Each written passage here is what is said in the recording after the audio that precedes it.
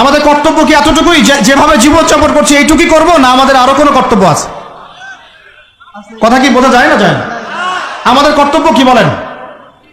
এক নাম্বার, আমরা নিজেরা আগে আল্লাহ পাকের কোরআন এবং নবীর সুন্নতের উপর আমল করবো ইনশাআল্লাহ, রাজি আছি?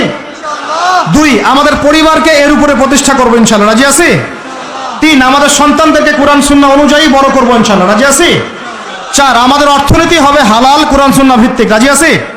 পাঁচ, আমাদের শিক্ষা হবে কোরআন সুন্নাহ ভিত্তিক, রাজি আছেন? আমাদের সামাজিক যে সিস্টেম এটা হবে কোরআন সুন্নাহ ভিত্তিক, রাজি আছেন? এর উপরে আমি গেলাম না।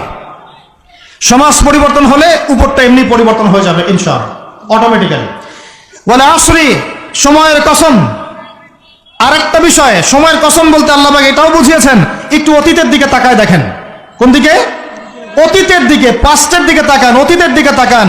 যুগ যুগ ধরে একটা সুন্নতের দিকে আপনি তাকান, যে পৃথিবীর শুরু থেকে কিয়ামত পর্যন্ত আল্লাহ পাকের একটা সুন্নত আছে।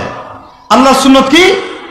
আল্লাহর সুন্নত এটা, প্রত্যেক যুগে যুগে যে বা যারাই আল্লাহর বিধান মেনে চলেছে আল্লাহ পাক তাদেরকে দুনিয়াতেও সমৃদ্ধি দিয়েছেন, পরকালে জান্নাত দিয়েছেন। সুবহানাল্লাহ।